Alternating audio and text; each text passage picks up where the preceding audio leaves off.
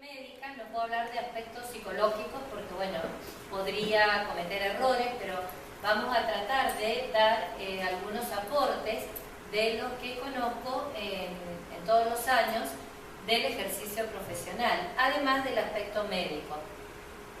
Si alguien tiene alguna curiosidad, como somos pocos y estamos en confianza, pueden interrumpir y vamos intercambiando opiniones y aportes.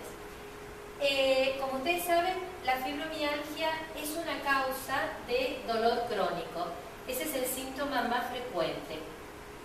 Afecta tanto los músculos como los tejidos blandos, pero tiene la característica de no estar asociada a inflamación. Ese es un rasgo muy importante, porque siempre el médico les va a preguntar si se les inflamó, se les puso rojo, caliente la zona, que es de causa desconocida, y ya vamos a ver que hay algunos aportes al respecto, pero que es una enfermedad que se la conoce desde hace mucho tiempo.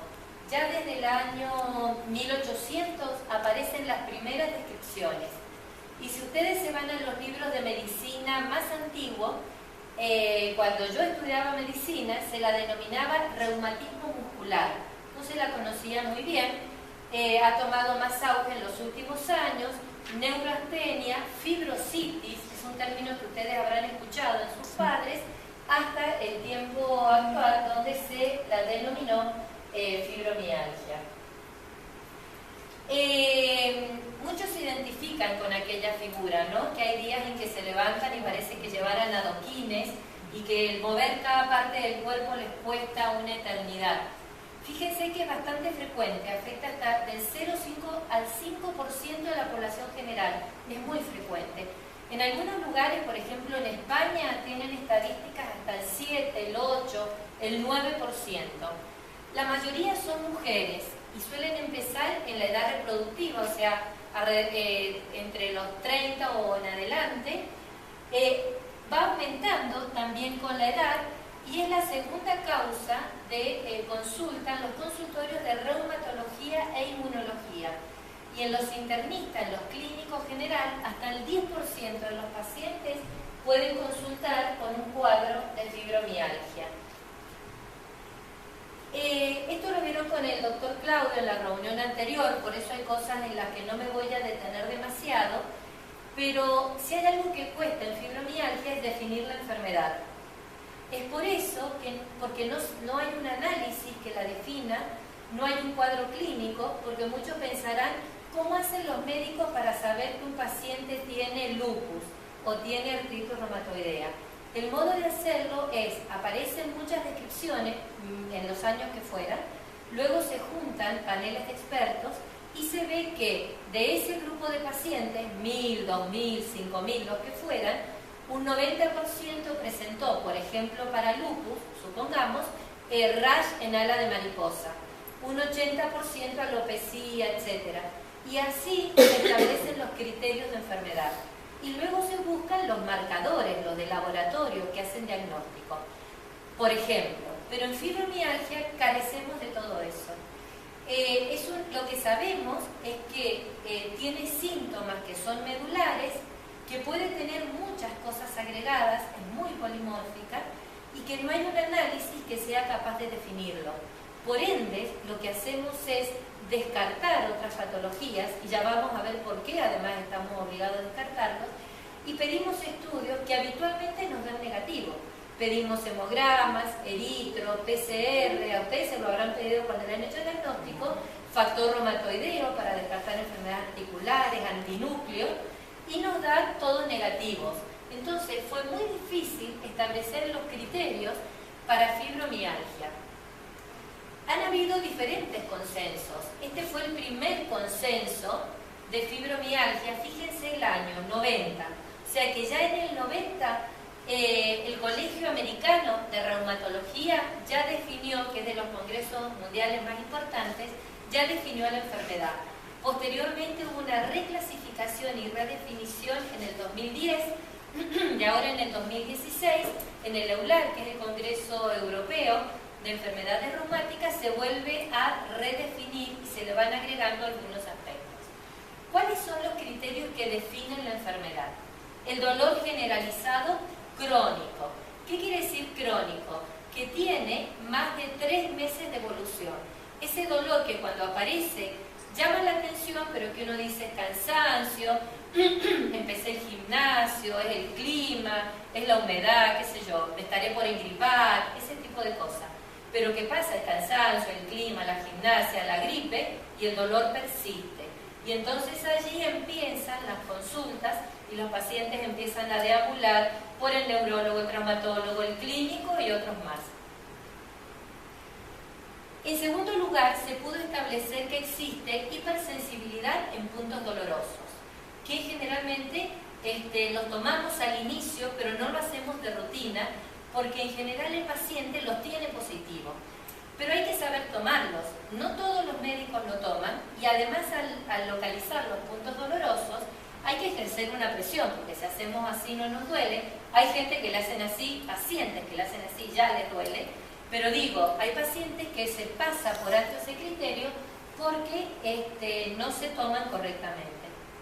Y luego aparecen otros criterios, como fatiga, importantísimo, trastornos del sueño, rigidez matinal, la mayoría lo tiene, y es importante, hacen un esfuerzo para incorporarse.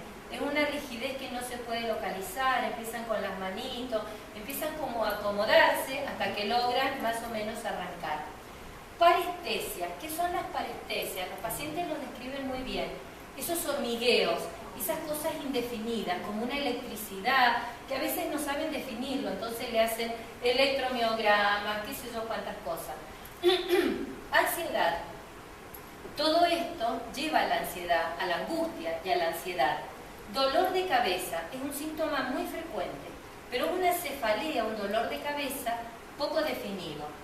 Intestino irritable, muy frecuente. Entonces, dolor abdominal, terminan de comer, van corriendo al baño, de repente pasan 2 o 3 días sin ir de cuerpo. Síndrome seco, sequedad de ojos, de boca, toman líquido. Fenómeno de Raynaud, ¿qué es eso? Es cuando tienen frialdad en las manos con la sensación de no poder moverlas porque le falta la circulación. Y los cambios hasta de coloración, a veces dicen, mire cómo tengo las piernas, y parece una mortadela. Eso es lívido reticularis. Fíjense la cantidad de síntomas, y ni les cuento todos los que están todavía, que cada uno de ustedes podría aportar, y en una diapo posterior van a ver que hay un montón más de cosas que seguramente todas se van a identificar. ¿Cuál es la causa? No lo sabemos. Es de causa o etiología no aclarada.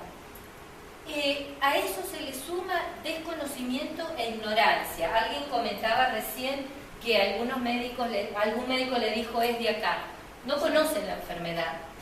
Entonces hay ignorancia. Los síntomas son poco definidos, porque en realidad si le duele la panza le piden una eco. Si tiene hormigueo va al neurólogo. Si le duele, y bueno. No hay correlación, porque cuando alguien con la anatomía, porque si alguien tiene una artritis, generalmente tiene inflamación articular.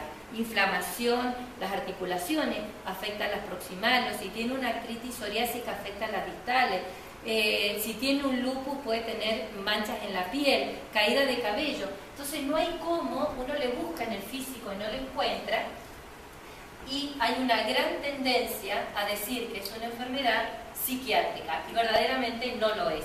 Que tiene un componente psicológico es real, que no sabemos si fue el huevo o la gallina primero.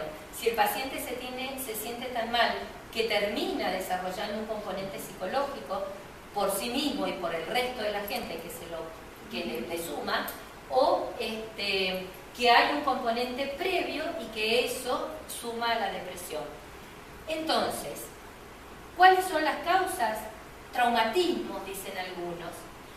Algún trauma emocional, la pérdida de un ser muy querido, un divorcio, una mudanza, un traslado, la pérdida laboral, el parto, el posparto y la menopausia también están involucrados.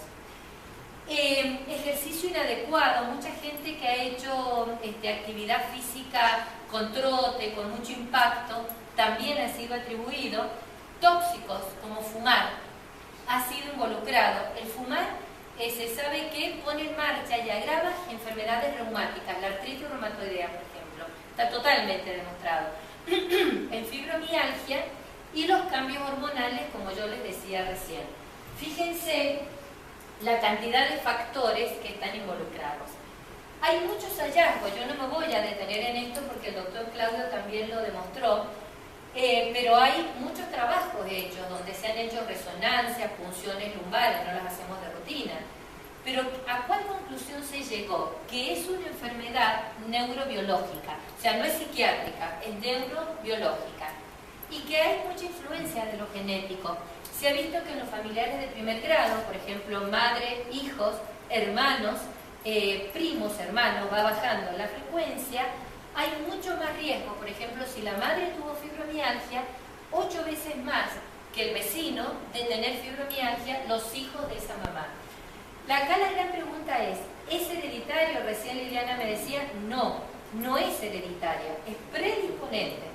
Y alguien nace con una predisposición, yo recién daba el ejemplo, el estrés puede ser un desencadenante de fibromialgia, pero en un paciente el estrés le va a causar un infarto, al otro le aumenta el colesterol, al otro una ACV, al otro una diabetes, y en algunos pacientes que ya están predispuestos, un factor de estrés, que puede ser algunos de los que mencionamos, puede poner en marcha una fibromialgia. Lo que es verdad es que no la hace el que quiere, sino el que puede. Ya hay una predisposición a desarrollar la enfermedad. En cierto modo, estamos marcaditos para ciertas enfermedades. También se demostró que los traumatismos, como puede ser, por ejemplo, el síndrome del latigazo, muchos pacientes tienen un accidente y post-accidente empiezan con el collarín, la fisioterapia, la no sé qué, y un tiempo después desarrollan la fibromialgia. Eso está muy demostrado. Aparentemente sería por un problema de estiramiento de las fibras nerviosas. Otro de los síntomas muy importantes son los trastornos del sueño, son muy frecuentes. El problema no es que el paciente no duerma, a veces duermen horas y todo el mundo dice, ¿cómo dormís tanto? ¿Por qué te acostás tan temprano? Todo lo demás. Y en realidad el problema radica en esto, no pueden alcanzar un sueño profundo, o sea, que es un sueño no reparador. El paciente se acuesta, a lo mejor está 8 horas durmiendo, 3 horas de siesta, se levantó a las 11, todo el mundo le dice, ¿cómo dormís tanto? Sos un topo, qué sé yo, pero en realidad ese es el problema, no alcanzan el sueño profundo, entonces se levantan tan cansados como se acostaron. Hay gente que duerme 10 minutos y ya está, en estos casos hay una gran dificultad para eso. Está demostrado, todo esto ha sido demostrado en fibromialgia. Digo, esto que es muy médico a lo mejor, que no, la idea no es transmitírselo, pero es para que vean y además para demostrarles, porque esta parte lo saqué, yo dicto un curso de posgrado en la universidad y en ese curso era para mostrarle a los médicos que hay muchas evidencias en revistas de mucho tiraje importantes. Todas estas evidencias están demostradas, o sea que no es una enfermedad inventada, hay hallazgos que han sido demostrados. Y esto, el cortisol, es una hormona que se libera ante el estrés. Lo que se ha demostrado es que los pacientes con fibromialgia tienen gran incapacidad para recuperarse. Normalmente liberamos cortisol en el ejercicio o en el estrés. Los pacientes con fibromialgia, por estas cuestiones médicas, no se pueden recuperar. Entonces, un día, que recién charlábamos también, un día que limpio mucho, al día siguiente tirada.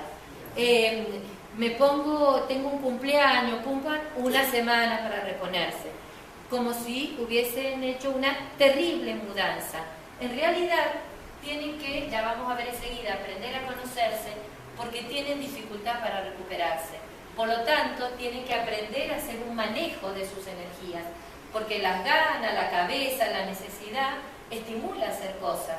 El tema es que después hay que recuperarse de esto. Por supuesto que esto no me va a poner a hablar de esto, pero fíjense, todo esto es lo que ocurre en el sistema nervioso. O sea, que está muy demostrado. Disminuye el cortisol, se altera el eje, se alteran las vías de la serotonina. Todas estas cosas médicas fueron demostradas. O sea que no es un invento de nadie, ¿no? Bien, entonces, ¿cuáles son los síntomas que prevalecen? Dolor crónico, puntos dolorosos, sensación de inflamación. Porque a veces me dicen, doctora, mire, estoy inflamada. Y uno mira, toca, no está inflamada la paciente, pero tiene la sensación de que no puede ni siquiera mover las manos, que está toda hinchada. Hay una gran sensación. Síntomas poco definidos. Dolor torácico, dolor abdominal. ¿Cuál es el tema? Que tampoco podemos pensar que si una paciente tiene fibromialgia, no le vamos a dar más bolilla, porque tiene derecho a tener una colecistitis, tiene derecho a tener un divertículo que se le inflamó. Entonces los médicos vamos de un extremo al otro, o decimos todo es fibromialgia y después caen con una vesícula así, o todo es psicológico y no toman en cuenta que tiene una fibromialgia. Fatiga, ¿no? Esto de arrastrar los adoquines, el cansancio y los trastornos del sueño. Más, fíjense en la que viene, cualquiera de estas cosas. Si ustedes van leyendo un poco lo que charlábamos recién, ¿no? Puede haber de eso también ante una situación de estrés, se confunde con infartos también. Dolores de cabeza, entonces tomografía de cerebro, mareos. Y algo que yo no me detuve porque no quiero mentalizar a nadie al respecto, son los trastornos cognitivos y de memoria. No son infrecuentes y cuesta mucho después diferenciarlos del efecto que pueden tener algunos medicamentos en este aspecto. ¿Pierden la memoria? No, no se quedan sin memoria. Algunos quisieran quedarse sin memoria, ¿no? Digamos, sí, claro, uno llegar a la casa y decir, no te conozco, que si no, pero no. Así que si su marido si tiene fibromialgia y llega y dice que no las conoce, no le den chance. Los trastornos de memoria en realidad, más que eso, es la incapacidad para fijar la atención. Eso es lo que tienen los pacientes. Es como que no se pueden concentrar en este aspecto. No es que van a quedarse olvidados, que van a tener Alzheimer, no pasa por ahí. Y no tiene nada que ver con el Alzheimer. Así que no teman. Ya vamos a ver que hay técnicas para ejercitar esto. Pero este trastorno de la memoria en realidad es de la memoria inmediata. ¿A qué venía? ¿Cómo era? Anda con algo en la mano. ¿Dónde fue que lo dejé? Dejaste las llaves puestas en la puerta del lado de afuera. Por ejemplo. Ese tipo de cosas. Entonces los pacientes entran a desesperar porque piensan que van a tener un Alzheimer. La verdad que no tiene que ver con eso. Los trastornos musculares, urinarios, que van rápido al baño, 10, 15 veces, que cultivo de orina. Todo esto que yo he agregado acá, les puedo asegurar que son los temas que vemos con los pacientes. Problemas mandibulares, o están así, les empieza a doler, aumento de peso. Este es un tema importantísimo, porque uno de los medicamentos que más utilizamos también puede producir ese evento adverso. Pero tengan presente que en pacientes que tenían fibromialgia y que aún no habían sido medicados, o sea que aún no habían recibido pregabalina, ya habían registrado aumento de peso. O sea que no siempre va a ser la pregabalina, puede formar parte de la enfermedad. ¿Eso que dice de las áreas? ¿Qué quiere decir? ¿Cuál? Áreas, abajo de la piel. Indefinidos, por ejemplo. Hay pacientes que le irritan los olores. Hay pacientes, por ejemplo, que no tienen un síndrome de sensibilidad química, sino que le lagrimean los ojos, le gotea la nariz, sienten como un frío que les pasa, como que tienen electricidad. Es decir, muchas, no es que sean quejosos, no se refiere a eso, se refiere a que tienen sintomatología mucho más amplia. Bien, estos son los clásicos puntos dolorosos que deberíamos tomar, más o menos, en general, y son puntos muy sensibles, porque a veces vienen y dicen, me duele la rodilla, me duele el brazo. Bueno, hay zonas, esos son los puntos dolorosos que fueron definidos, que no los voy a describir porque no hace a la reunión. Lo mismo acá, es medio promiscuo eso, ¿no? Esa foto es promiscua, es porno, la vamos a sacar. Bien. Y otro tema que yo les quería transmitir es que hay autores que han descrito diferentes tipos de fibromialgia. Y estoy segura que cada uno de ustedes se va a poder ubicar en algunos de estos tipos. Algunos tienen una mezcla, pero en la mayoría hay como una prevalencia de alguna de estas formas. se ha descrito que los pacientes con fibromialgia, pueden entrar en algunos de estos grupos. Hay pacientes donde prevalecen los síntomas depresivos. Quizás tienen dolor y tienen fatiga, pero prevalece el síndrome depresivo, del cual les cuesta mucho salir. Hay pacientes que tienen ganas, que no tienen ni calambres ni otras molestias, pero tienen una hiperalgesia. Alguien comentaba recién del gatito, o que alguien lo toca, vienen los hijos y agarran así, uno... entonces, esa es la hiperalgesia, ¿no? O el paciente con fibromialgia que entra en ese grupo. Y hay otros pacientes que tienen el somatizador, se los denomina, porque en realidad son los pacientes que van y tienen tantos síntomas que uno dice, está hecho bolsa, piensa de entrada, pero le duele lo articular, tiene diarrea, se le enfrían las manos, se le seca la boca. Ese es el paciente, y uno le dice, pero tiene fatiga, que es un síntoma fundamental de fibromialgia. No, yo hago de todo. Entonces uno dice, no es una fibromialgia. Sí, hay una forma que duerme, sí, caigo hecho un tronco, pero tienen síntomas tan polimórficos que nos obligan a pedirle un montón de estudios. Y ese es el paciente que tiene tendencia a somatizar, y se lo describe así, no porque esté falsificando el síntoma, sino porque tiene más impacto en todos sus órganos. Esa es una clasificación. Y la otra clasificación, no está, perdón, bueno, vuelvo para atrás. Hay otra clasificación que se ve que se me fue la diapo, que los clasifica en una forma primaria y otras asociadas a enfermedades. En general, las enfermedades reumáticas tienen más prevalencia de fibromialgia. Por ejemplo, el lupus se asocia con alta frecuencia. La dermatomiositis igual. Totalmente. Todas las enfermedades inmunológicas sistémicas, por ejemplo, Sjögren, lupus, artritis reumatoidea, polidermatomiositis, esclerodermia, están más asociadas, la trombofilia, están más asociadas a fibromialgias que el resto de las enfermedades. En ese caso, la fibromialgia se la denomina secundaria o concomitante. Y hay gente que solo tiene fibromialgia. ¿Cuál es el tema? Que nos vemos obligados a descartar estas enfermedades concomitantes. Por eso es que cuando uno empieza a estudiar un paciente y uno dice, bueno, ¿para qué me piden tantas cosas si no hay ningún análisis que defina la fibromialgia? Porque estamos obligados a descartar otras enfermedades.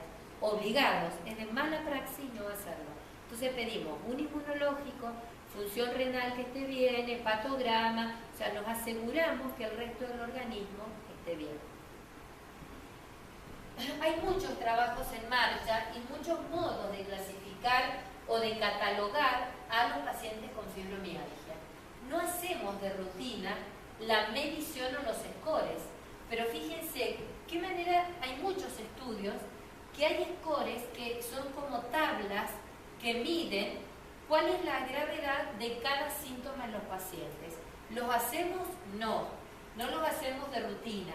¿Cuándo los hacemos? Cuando hacemos estudios, por ejemplo, o creo que cuando comience a considerarse una enfermedad que es capaz de llevar a discapacidad, las obras sociales y los estados gubernamentales van a comenzar a pedir estos scores, porque usamos scores en la mayoría de las enfermedades.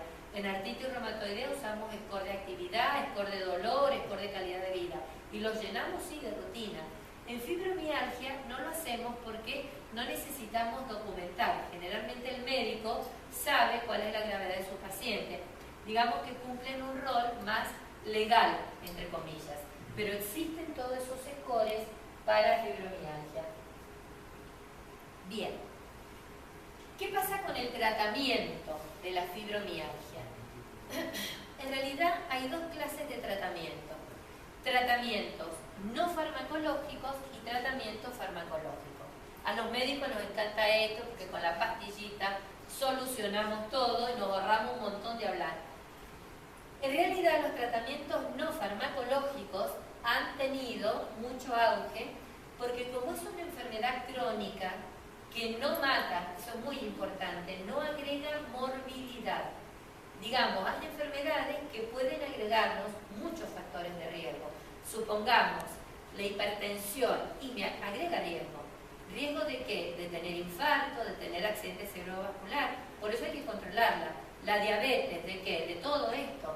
Más pie diabético, úlceras y todo. Entonces son enfermedades que es necesario controlarlas. En el caso de la fibromialgia, no agrega morbilidad la enfermedad, pero si el paciente no se cuida, deja de hacer una serie de cosas que sí son de riesgo. Por ejemplo, si no se cuida, deja de hacer actividad física. Si no se cuida, aumenta de peso. Si no se cuida, entra en depresión. Y todo eso sí son factores de riesgo. Dentro de los tratamientos no farmacológicos se les ha dado mucha importancia al tema de la dieta. Es una consulta muy frecuente. ¿Qué sabemos de la dieta?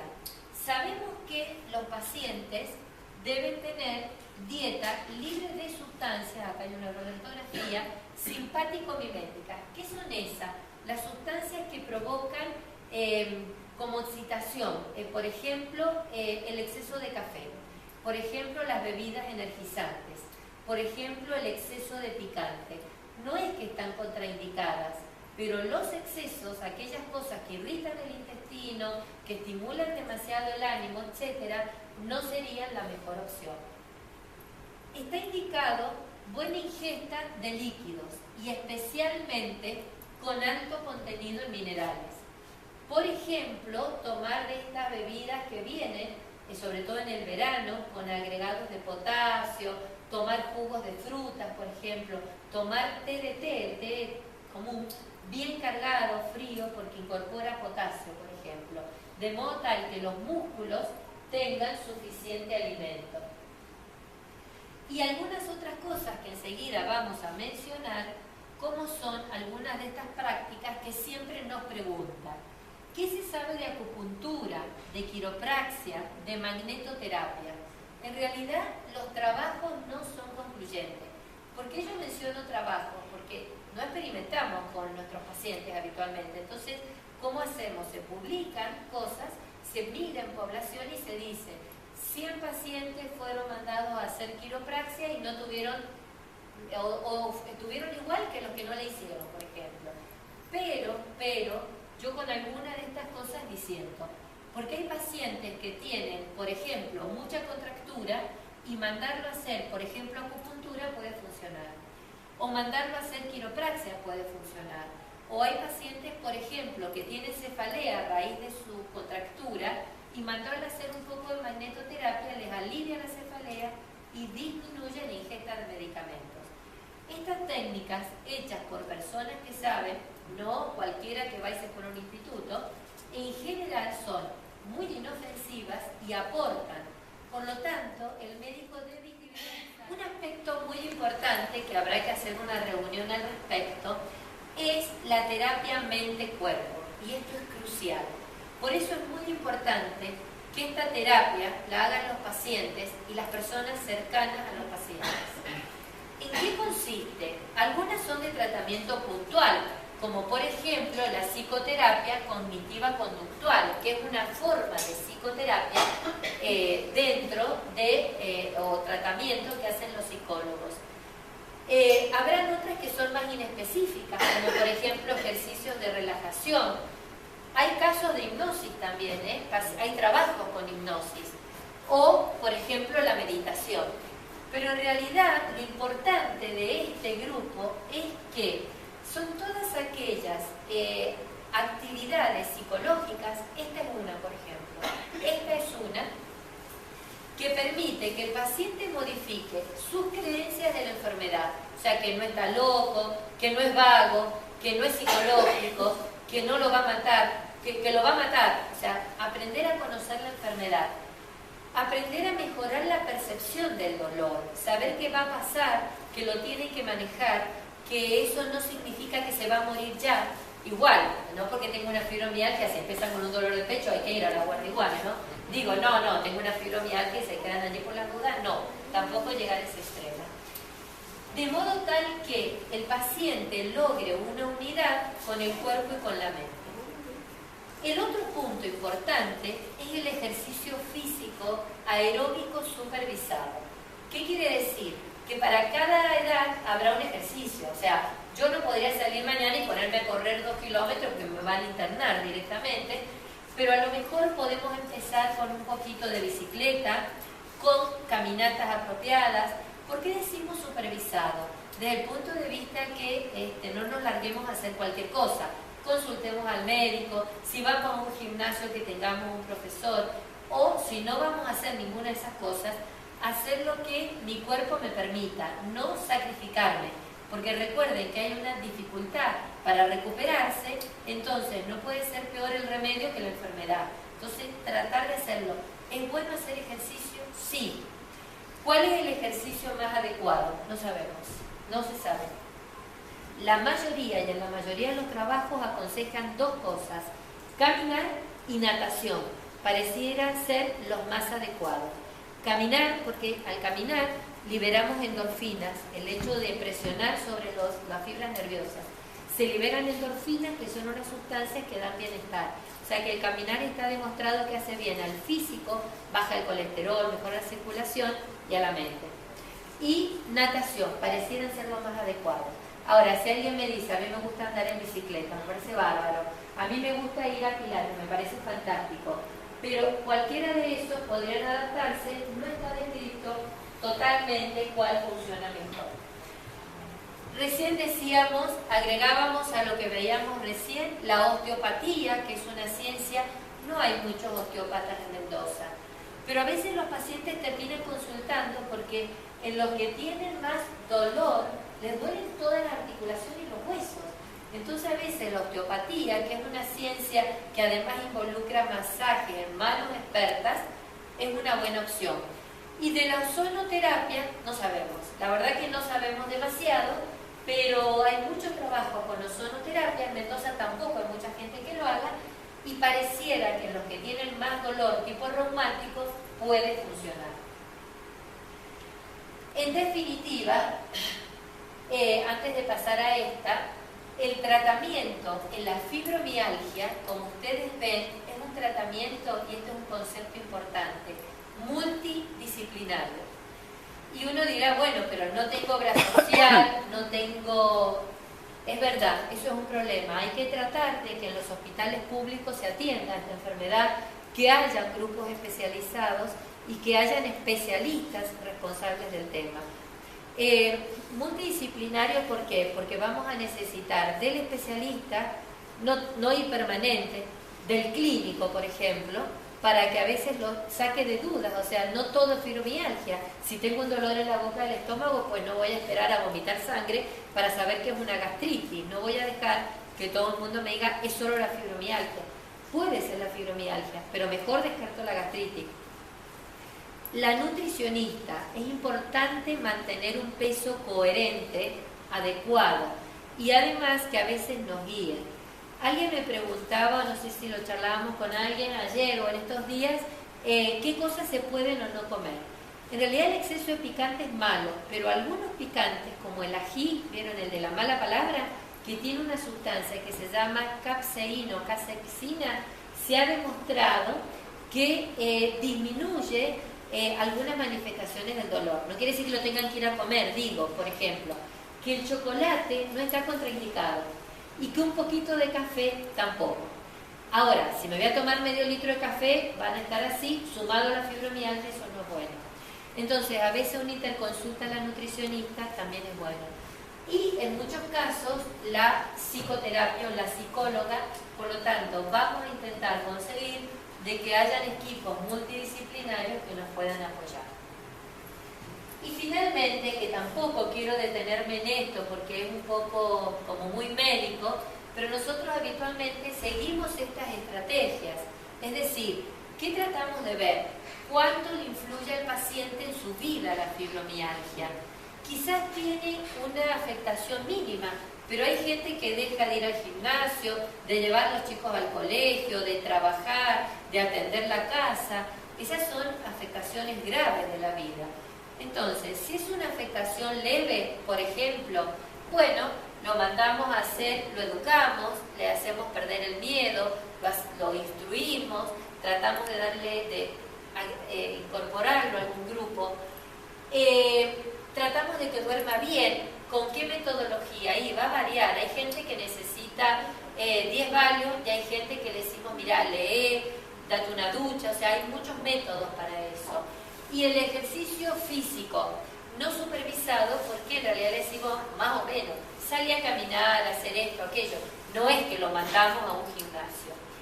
Y luego vemos el tratamiento farmacológico, que ya lo charlamos al final, que más o menos los médicos seguimos algunas de estas pautas.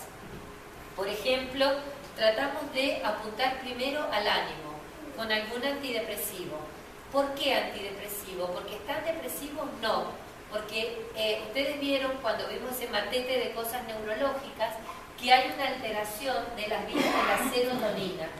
Y estos antidepresivos lo que hacen es aumentar la serotonina circulante. Porque muchos pacientes dicen, pero yo no estoy deprimida. No lo damos por eso. Lo damos porque aumentan los niveles de serotonina. No es por una depresión. A veces sí, la mayoría de las veces no. Y algunos analgésicos comunes. En este grupo, la mayoría de los médicos hemos empezado a incorporar la pregabalina de entrada, con afectación leve. Y así tenemos diferentes grados de afectación, con diferentes niveles, cuando el paciente ya tiene una afectación moderada y entonces ya empezamos a incorporar otras cosas, como por ejemplo el tramadol, como por ejemplo más ibuprofeno, más paracetamol, como por ejemplo cosas para medicamentos para regular el sueño. Hasta que, y esto es real y lo vemos, hay pacientes que tienen una marcada afectación. Hay gente que ya no puede mantener las cosas de su vida cotidiana. ¿Esto pasa? Sí. ¿Les va a pasar? No, porque en realidad muchas veces la mayoría de los pacientes que llegan acá es porque vienen girando y dando vueltas y esto y aquello y son de diagnóstico tardío. ¿Qué es lo ideal? Que el paciente siempre esté en el nivel 1, con una afectación mínima, que los médicos nos formemos, que creamos que la enfermedad existe, que diagnostiquemos precozmente y que el paciente, si tiene algún compromiso, que sea leve y que no requiera tantas pautas medicamentosas. ¿Se llega a este nivel? Les decía, hay gente que sí, por eso hay gente que tiene discapacidad y esa es otra pelea. No es que hay que pelear por la ley porque todos van a ser discapacitados, no, pero la persona que llega que puede gozar de ese beneficio.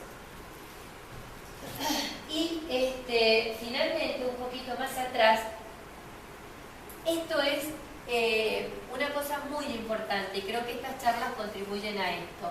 ¿Cuál es uno de los objetivos de estos grupos? Educar al paciente, comprender la enfermedad, adaptarse y conocer las limitaciones.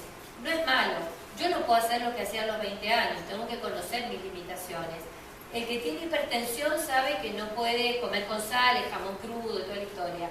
Bueno, el que tiene fibromialgia tiene que hacerse amigo de la enfermedad, adaptarse y saber cuáles son sus limitaciones para no perjudicarse.